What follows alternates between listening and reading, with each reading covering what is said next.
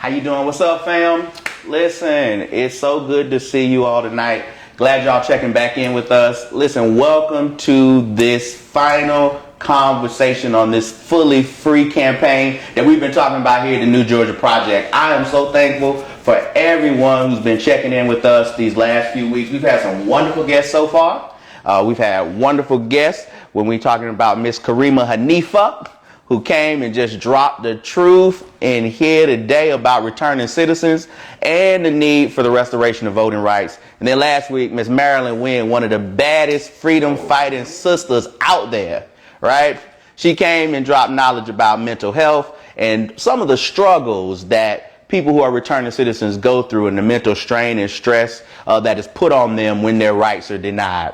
And this week, we have my dude, my guy, DJ Sims is here with us today. He's going to come through. This brother, say what's up to the people, DJ. What's up, everybody? Listen, I'm going to introduce DJ to you in a minute. But first, let me tell you, I am Billy Honor. I'm the organizing director for the New Georgia Project. This is what I need you to do. I need you right now to text somebody, send this to somebody, share it with somebody, let them know there's a conversation that they need to jump on and they need to hear, right? We are talking about an issue of great concern that affects all of us. Listen, everybody, I'm pretty sure knows somebody who has been caught in some way in what we call the criminal legal system, right?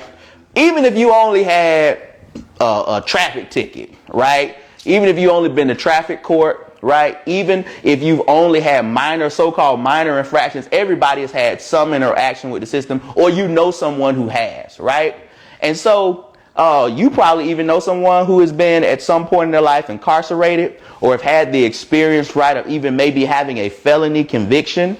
And when that happens, their lives in many ways changes for the worse, right, because there's so many collateral damages, and we're going to talk about that tonight, right?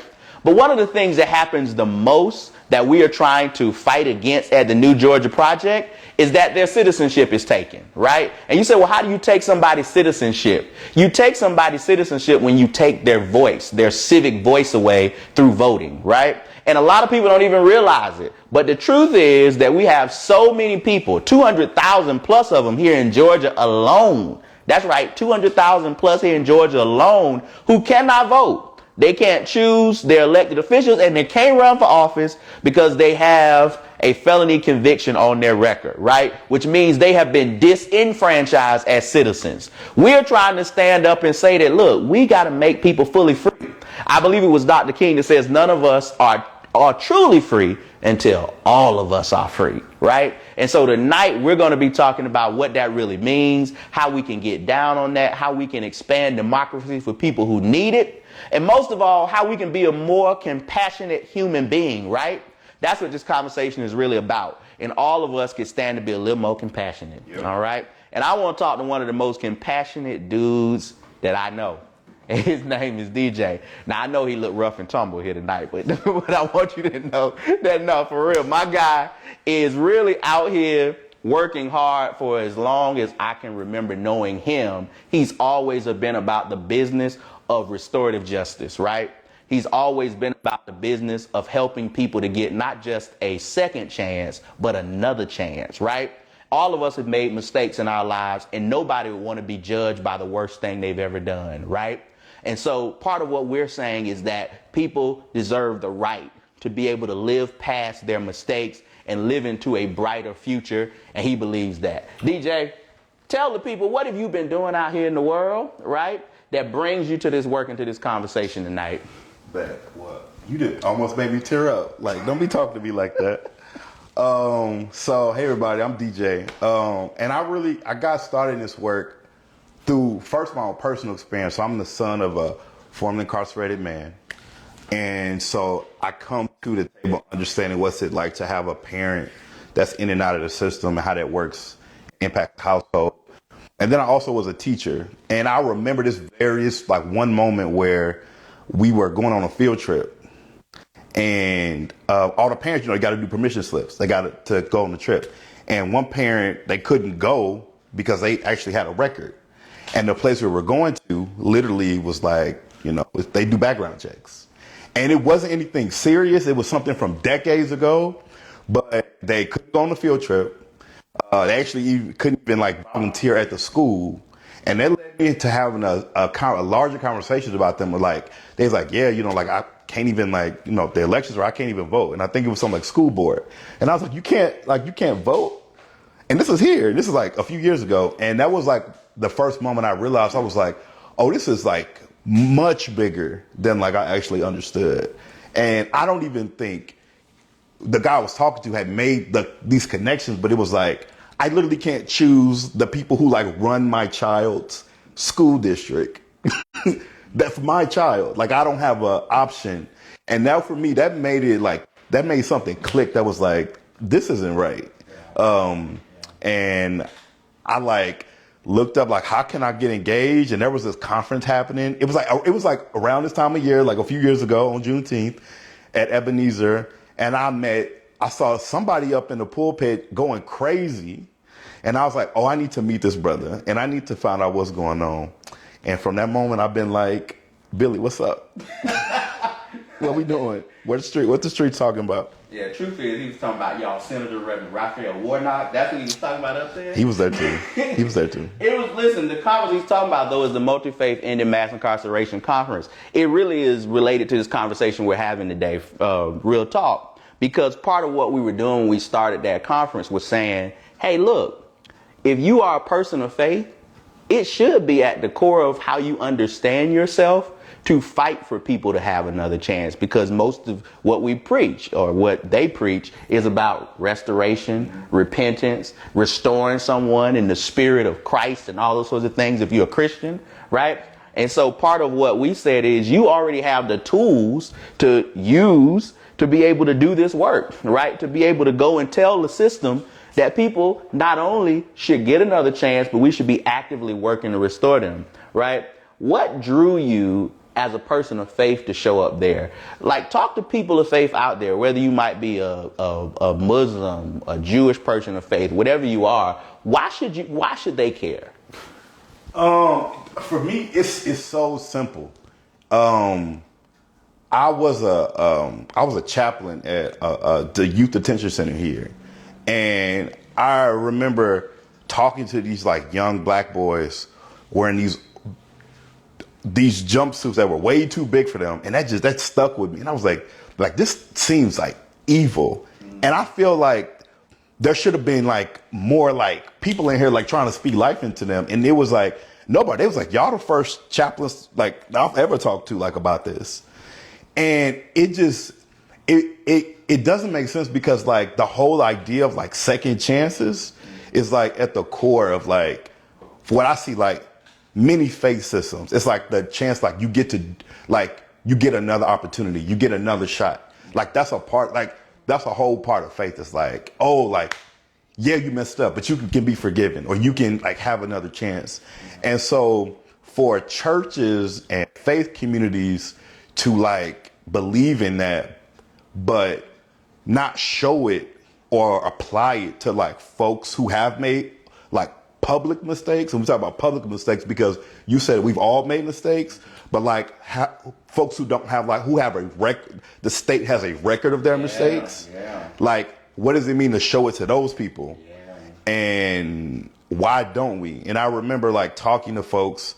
And another thing is because like actually like churches are comprised of folks with criminal records. Mm-hmm. Like it's like the data is like 1 in 3 people in the United States have a criminal record. Right. That means like on a day-to-day basis, like several people you've met have like been to prison or whatnot. And a criminal record doesn't even mean a conviction. Right. It just means like literally like you were arrested, pulled over, maybe were in jail for a few hours and then let go. It doesn't mean you were convicted of anything.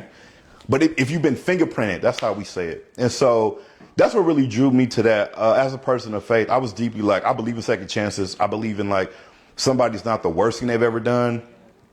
We've all made mistakes. It just seems to happen over and over again that black people, poor people, people of color's mistakes are used against them criminally, or used against them for other entities to make money and to benefit from. And so that is what that that advocacy, that's what like drives me. That's what like I get up is like wanting to educate people on that and talk about that and and like we talk about ring the alarm because it's a really huge issue in our country that we don't talk about enough. That the criminal record is impacting folks' ability to like live free and be a full person. And it just seems contradictory that we also live in a country where people came here to get another opportunity. Yeah. People came here for a second chance. Yeah. And so it just seems like we're living in this moment of like hypocrisy, being this faith-based nation, you know, kind of. So there's a lot there that we could get into, but I really want to zone in, if we can, on the statement you made about all the ways in which someone who finds himself in this situation has to pay money, that the system makes money off of them, right? When you talk about Juneteenth, and today is officially by a lot of calendars Juneteenth, right? Where we talk about black liberation, right? The word getting to the last of the unfreed, enslaved, right, Africans in American lands in Galveston, Texas, that they had been freed, right? And when we think about that, it gets to the heart that the system has profited, right, off of the imprisonment of black bodies for most of American history, right? And all that has happened is that the system has just recreated and reimagined itself in every generation how it enslaves those black bodies. So slavery turns into sharecropping.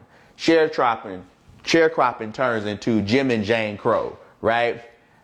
Then you get mass incarceration, right? How is the system profiting in this period of time, right, off of the imprisonment of black bodies? Man, it's so many strands. And you said for most of American history, I'm gonna say all. I'm gonna take it all the way back to whenever so-and-so sailed the ocean blue. You know, it's like, because we know our folks was there too. And so like the moment that our folks stepped on this land, like they have found ways to use us. Right now, I say the way our black bodies are being used to like supply this system right now is with several different ways. First is, you know, you got the incarceration industry. And there are so many like strands that connect to that, where black folks are literally paying when folks are in prison. Sometimes, you know, that's restitution. So if they have to pay back, if there was money involved, they have to pay while they're inside. They have to pay to eat the type of food they want to eat and to talk to their families. And if they want to wear deodorant and if they want clean socks, like all of that they have to pay for. And then we also talking about what the families are having to pay. So black families are paying to come travel. If I want to go, because they don't build these facilities in, you know, close by, you know, they don't build them, you know, in walking distance or in a simple car ride.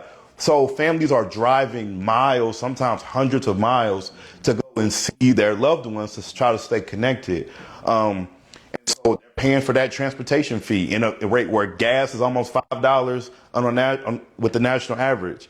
Once folks are released, they're paying fees through probation. They're paying fees through their office. If they submit for drug testing, they're paying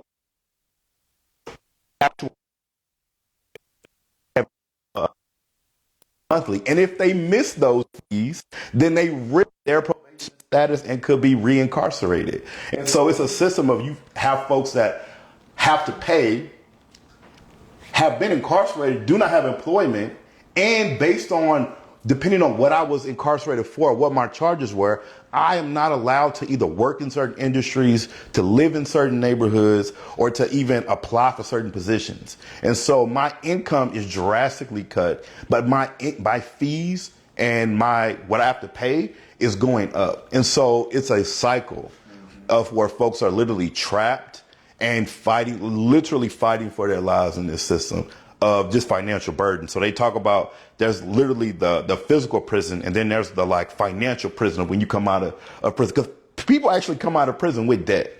Actually, they come out of prison owing money to the state.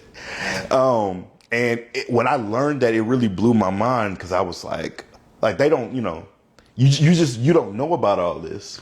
And often families are stretched in trying to figure out how to pay it, how to literally make the money just to pay it so they can stay free. Yeah, it's horrible. It's horrible. Listen, there's a lot great about America. There's also a lot that's just trash, right? And part of what's trash about this country we live in is the way in which this system is set up around private prisons, right? Yep. The profiting, right? Because even after you get out, so you got private prisons, which means these are for-profit industries, right? And their whole production of businesses is bodies in cots, actually in cages, right? But then when you get out, there's this supervision process, right? Yes. And that's a whole nother industry, right? So Georgia has more people who are not in jail but being supervised. We call it what? Community supervision. Community supervision, also known as what? Like what? Probation, right? People being watched, right? We got more people who are being watched and not in jail, right, than any other state. Right? And some people clap and say that's a good thing.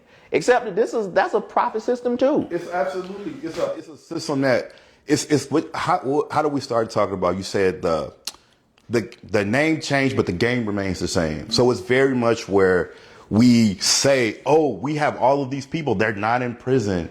They're out with their families, but they can't get a job. Yeah. They can't get housing. They can't apply for government assistance. They can't apply for financial aid. They can't apply for like X, Y, and Z, the things that like me and you can like don't even think about.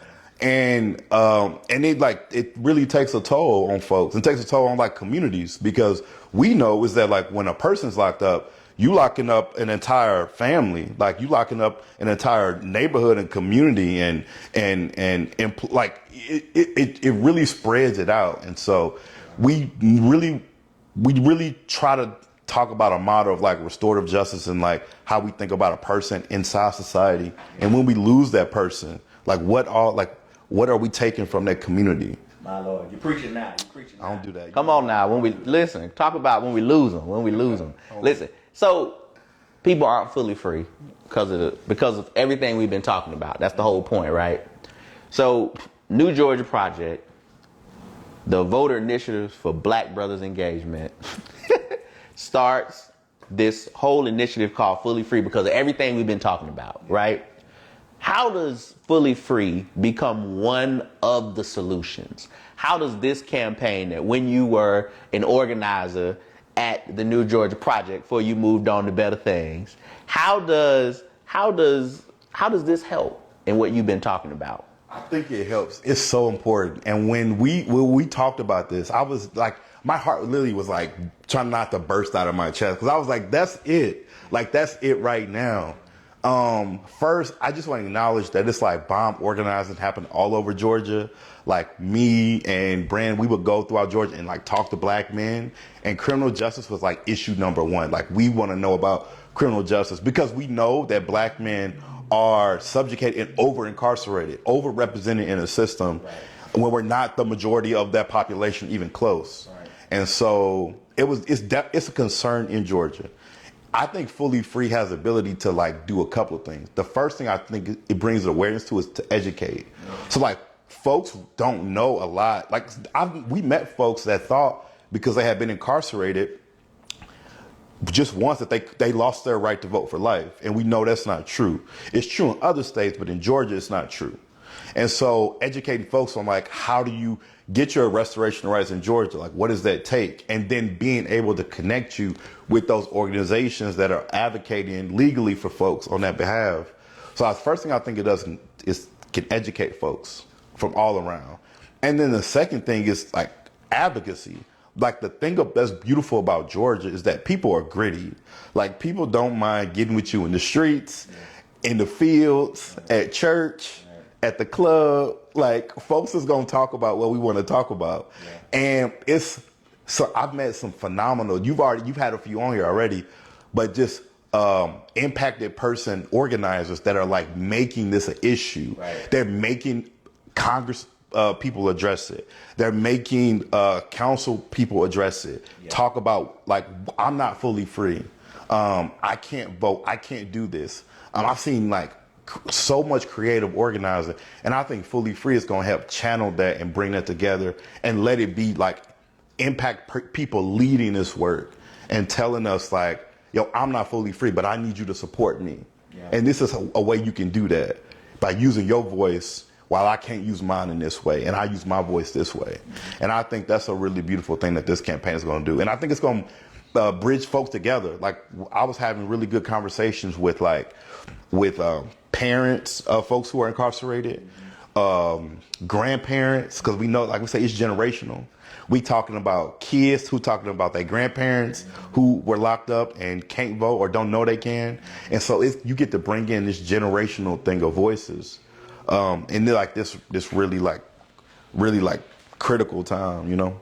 Yeah, no, I love you. I love how you said if use your voice on behalf of somebody else's voice. I think that's critical. Because one of the conversations that gets had a lot when we talk about black male organizing always, and then we'll bring up this issue. So you say number one issue that comes up when you talk to black males, obviously I believe that's true. Also, there are these black males who will say, yeah, I'm concerned about entrepreneurship, right? I'm concerned about how it is I get more money out here. If somebody did something and they made a mistake, that's on them, right? What do you say to black males just very quickly who do say, well, look, I didn't make those decisions. I did the so-called right thing, right? Why is this something I should be concerned about? What do you say to those brothers? And we heard that a lot too. Like, and it was like enlightening. What we ended up talking about was systemic issues. So we ended up talking a lot about the generational divide and how older black men pointing the finger at younger black men saying, you need to tighten up, you need to get together. And then you got younger black men saying, y'all the reason we in this situation now. And it was this rift. And one thing we always were talking about and was redirecting, it's like, what's the goal? Is the goal to point blame, or is it to come up with a solution? And when I asked black men, older black men that, one thing they would always say is kind of like what you said, is like, well, they got to take responsibility for what they did. And I was like, taking responsibility and being punished and brutalized for a decade that's not the same. That's not justice. Yeah. And so I was like, can you really say to this man who to this brother who's living in poverty, who maybe made a mistake, who acknowledged his mistake, who served time for his mistake, to be re-traumatized over and over again, to not be able to actually ever like repair or rebuild his life? Like, what do you say to that? And a lot of the times it was like, oh, I didn't know, like I didn't have all that knowledge. I didn't know what was going on. And I was like, because we got to look at it not as just like on a case-by-case basis, but like as a system. And how are folks being moved on the system, and how are folks operating? Because I hear that a lot of time from folks. They was like, well, I went in, I did my time, and, if I can do it, you can do it, And that's true. That's true sometimes. Sometimes like folks come out and it's like, not doing that again. Yeah. And it's heavy. But you got some folks that really is struggle. And we haven't even talked about like the mental health aspect about it, right, of folks that have been like living on the streets and being incarcerated over and over again for years. Yeah.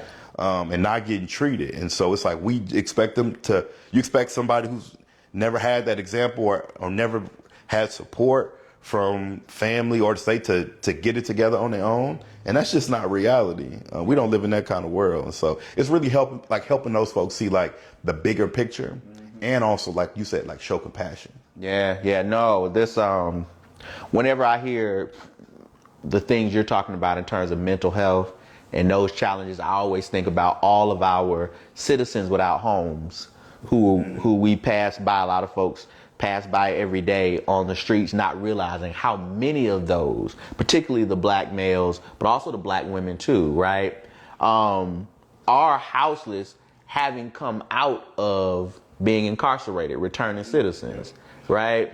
When we register people to vote, sometime we'll go and we'll set up voter registration tables at homeless shelters, right?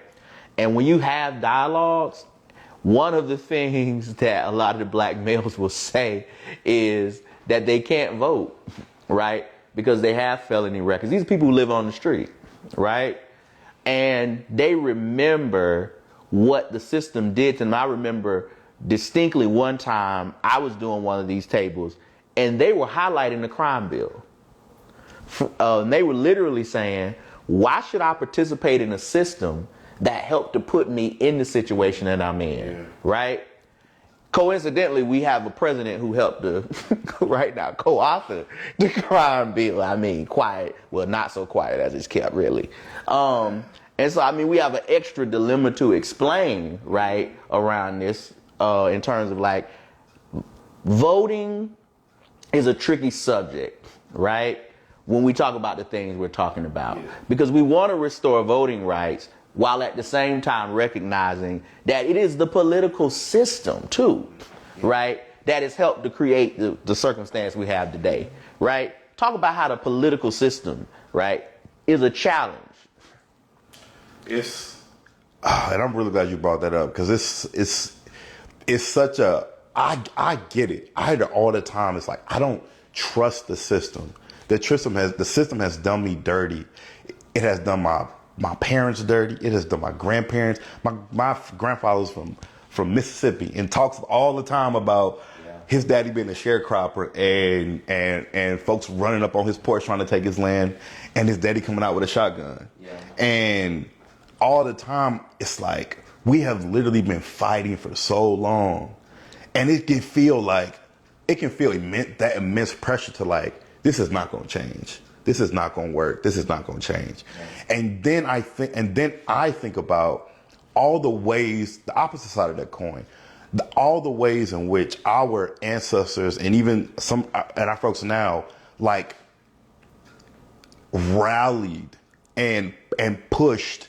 You know, we think about the civil rights era and that 10-year span between 1950 and 1959 and 1970, and how young people were leading that, young folks and elders like coming together and leading that. And then I get immensely empowered. It was like, because they had moral imagination, that they could see something that nobody else could see, and literally rewrote the DNA for this country.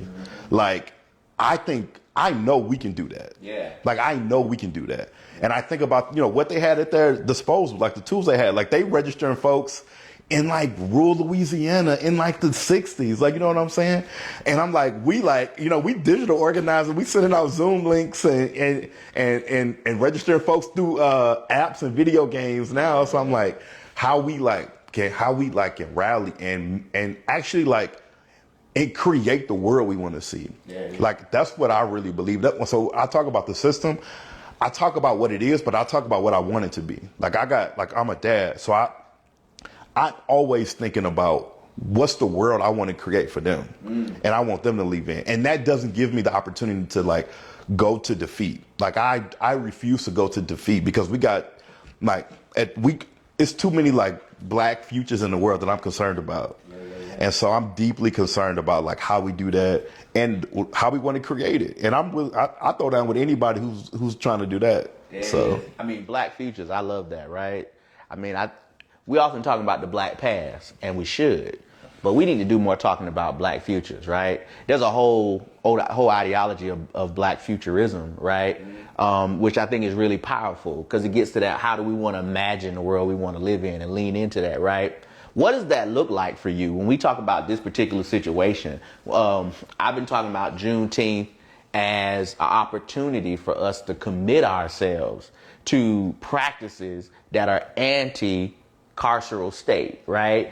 How do we commit ourselves to living into this reality that, look, we don't have to accept this, right? And what does a world not rooted in a carceral state look like? What does this look like for us? For us, it looks like pure liberation. It looks like liberation and sustainability are the first words that come to mind. People often say, and we having this national dialogue right now about what does it mean to live in a world without police, or to live in a world without prisons and whatnot, and it's making us rethink what we've been conditioned with and what we're used to, and that's scary, because a lot of folks is this is all I know, and I'm just because it's all you know don't mean it's good. And what does that mean? The way I'm looking at it is very much in a world in which folks can make mistakes and are able to like bounce back. And the fact that we don't even have to look far because other countries are already doing it. Other countries are out, like, I remember I was talking to one of my friends and he's from Africa, and he was like, yeah, we don't have criminal records. He was like, what folks do that they do an act of restoration. So if they cause harm to somebody or they cause harm in my village, then they have to go and they have to bring something back to the village that restores what was done. And that's it. And there's not like a paper trail that follows them the rest of their life. And they can't participate in our ceremony events and they can't do this and they can't do that. So other countries are doing this. And so it's not like we have to think way far out of the box. Like we literally can look at what our neighbors are doing. But I think that's a Western problem that we have. So even asking like, what does it need to look like? Like, what is it? We don't have to look far. But for me, it really looks like liberation and sustainability. So when Black folks and people in general have the ability to take care of themselves and their families the way that they need to and live the life that they want to live, like for me, like that's the world we all need to be living in. Yeah. We all need to be living in a world where nobody has to be worrying about hand to mouth or like what we gonna eat or what I'm gonna do. And we're not building toward that. And I think that's where a lot of tension comes because it's always feels combative. So yeah. I mean, you get into the root cause, right, to why we have a lot of these issues is that there is this perception of lack, right? And the reason why we don't disperse and create equity so that people don't have to do some of the things that they decide to do in order to get things that they feel like they need is because people don't feel like there's enough, right? So there's this perception of lack that we gotta get out of our minds and realize that there really is enough out there, right? I've been saying for the past few days on social media, and I'm interested to hear what you think about this, that one, we need to get rid of cash bail, right? The criminalization of poverty is one of the ways, right, that people end up staying in jail, right? That means they have not been convicted of anything. That means a jury or a judge has not found them guilty. They just can't afford to get out before their trial because they don't have the money.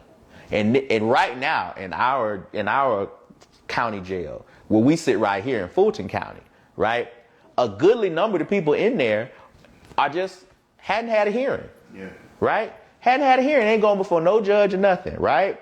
And everybody right now talking about, Young Thug and all those who sitting in the jail and all that kind of stuff. They got representation. They sitting next to a bunch of people who've been there for months and months and months, right? Who haven't been able to get out, right? Because they don't have representation, not on pretrial release, right? But so that they get criminalized just because they are poor or don't have the money, right? So that's one thing that got to go, right? Another thing that has to go is we got to get rid of the lack of community supervision of prosecutors and judges, right? Because these prosecutors and judges got way too much power, and some of them are corrupt, and some of them are anti-Black, right? And so we need to do more monitoring of it. Not all of them. We got a lot of good attorneys out there. I got a good attorney myself. Shout out, Tanya. But there are some who we need to put checks and balances on, right? And then the other thing is we got to get rid of this system that we've been talking about that takes voting rights away from people with criminal records. They already have collateral damages like you've been talking about tonight. Why do we need to take their voting rights, right? Right? No citizen should ever have their voting rights taken, right? Especially if you're making them work, which means taxes are being taken out of their check, which means they have taxation without representation, which is anti-American, right? I'd add that one step further. Are also counted for the census. Are used, so as we just come out of a census count, are used to increase political representation across the country, but can't vote for the person that is going to represent their area. So it's crazy. Even folks that are literally inside prison cells, they're counted where they're held at.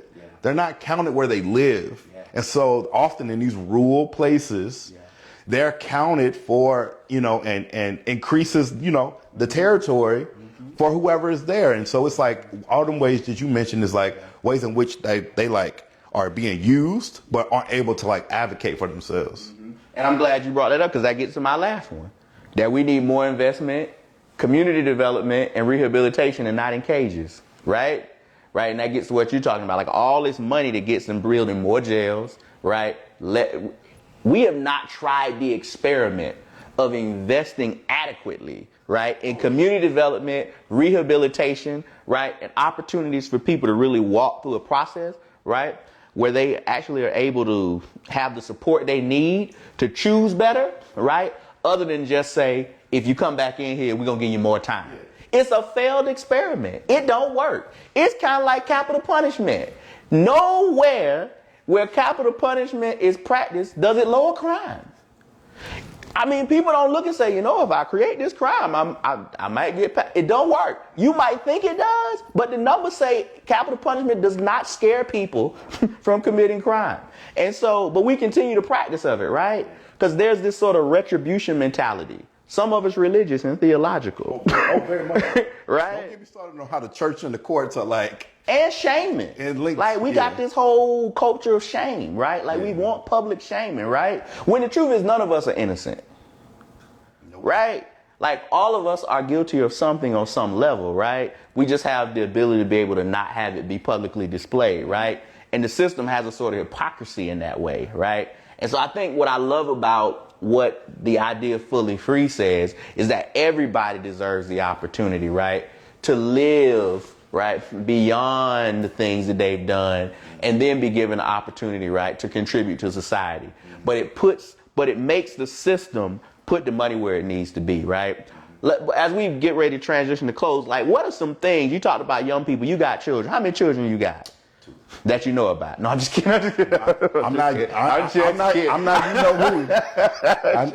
you know who. So I know where mine are. All his names. Oh, no. We're not gonna do that. We're not gonna do that tonight. That's another conversation. Tune in another time. Next week. We're gonna talk. But you got two kids. So when you think about like young kids, maybe older than that, college students, how they get involved in this fight? Like, cause I halfway believe it's up to them. Oh yeah. Cause some of the ones that's our age and older. For real, there's one thing my grandma always said. There's always something for you to be doing. There's always. I learned this when I was at Fisk. I was like, literally, it was like, there's so much work to be done, and we'll never do it by ourselves. Yeah. We'll never get it all done. Like young folks, as I talked about earlier, like literally have the imagination that like our elders and folks my age can't even see sometimes. Mm-hmm. And so leaning into y'all wisdom is like key. Like, and we do a really bad job of like cultivating that and giving voice to that. But like on a practical level, like blowing smoke, like however you can. Like I think what comes to mind initially is like college, and even the way in which incarcerated people or poor people have a really difficult time getting into colleges and universities in this country and graduating from them just because of how much they cost and the like. And yet we will spend money to educate folks inside prison. Yeah. And they get a degree and they come out and can't use them. Yeah. What does it look like for folks who have been incarcerated being able to like go back to school? Yeah. If we push schools to like, we need to open up admissions. If this school is really about justice, really about activism, about healing, we need to be healing the folks that are in our state, that are in our schools, that want to come to the AUC and study, that want to come to Georgia State, Emory, any schools nationwide, and really having a conversation and applying pressure to like admissions. Another thing, that's literally employers. HR people are the first is a first barrier to the job market. If we train HR individuals on how to navigate hiring folks with criminal records, hiring folks who have been system impacted, that changes the game. Yeah. And it pushes back on stereotypes that folks who have criminal records are violent, don't want to work, will increase crime rate at the job, which we know are all false. And so literally, and provides like economic opportunity back to folks and back to families. Like that smoke, we can absolutely blow. And young people are going, I feel like are going to drive that movement and really apply pressure. And then I'm always going to say, run for office. Like, like absolutely, like the change you want to see, sometimes you might have to create that. And so literally find out like where I'm trying to get involved at, what do I need to do, and who do I need to talk to run. And that's something what I love about, at least where I'm at in Georgia, is like, it's all these young folks that are running for like Secretary of State and running for like, you know, like how, like everything. And so I'm just like really inspired by that. So I'm always going to say that. I love it. Listen, DJ telling y'all out there how y'all can blow the smoke. Now listen, we need some people who ain't scared, all right? Listen, run up the chimney because you want all the smoke, all right? And he telling you just how you can do it. He telling you just how you can do it. And I love it, right? Because we need some second chance schools out there. He done started a whole movement. He done gave you we need a whole movement for second chance colleges and universities out there, right? He's saying you straight up, all right? Listen, we about to get out of here, DJ, but I want you to tell the people what you've been doing lately since you left the New Georgia Project because you trifling. No, I'm just kidding. Put me on blast. This is my brother. I'm just joking. Yeah. He not. It's cool, y'all. So I left New Georgia Project. My heart is still healing from that. But right now I've been doing a lot of advocacy. It's on similar work. So actually bringing awareness. People talk about Atlanta all the time as like the city that's too busy to hate. But what actually we know is that formerly incarcerated people actually built the city of Atlanta. And I'm going to tell you how. So there was a brick factory on the west side. And what used to happen, this was post-Civil War, John English, who went on to, English Avenue and whatnot, and went on to become sheriff of Atlanta, owned a brick factory and would snatch up black men and put them in his brick factory. And his brick factory probably built around 200,000 bricks a day. So the city of Atlanta, and those bricks went all over the city. And so under the concrete, these old buildings from downtown, Edgewood Avenue, were built from convict labor from post-Civil War. And so one thing I'm doing right now is some advocacy with the city on how we can reimagine this land, how we can transform it, how we can use it as a place for like that one folks can come and get like help and support, but also like to create this national conversation around like our history. And even in a place like Atlanta, where we have like a lot of black leadership, but we also have like really harmful history. And that's just one of them. I talk all day about all of it, but that's one thing specifically I'm working on. And I'm doing that with the Center for Civil and Human Rights in downtown. I love it. Well, listen, thank y'all for tuning in tonight. Thank you to our guest, Mr. DJ Sims, for coming and dropping the knowledge for us. Please follow him on his social media and follow us. Follow us at the New Georgia Project and hook up on our website, www.newgeorgiaproject.org, and then go under our campaigns tab and then go to the Vive campaign. That is the voter initiative for Black Brothers Engagement. You're going to find everything that you need to know, right, about the campaigns that we've been talking about tonight. And last plug, because tomorrow is election day for the runoff, want you to go. Ready, set, vote. Ready, set, dot, vote. Ready, set, dot, vote. There it is. I got it right the second time. Ready, set, dot, vote. You can find out everything that you need to know about your candidates, your ballot, the referendums, and you can know who you need to vote for in this runoff and who you need to say no. All right. Appreciate y'all.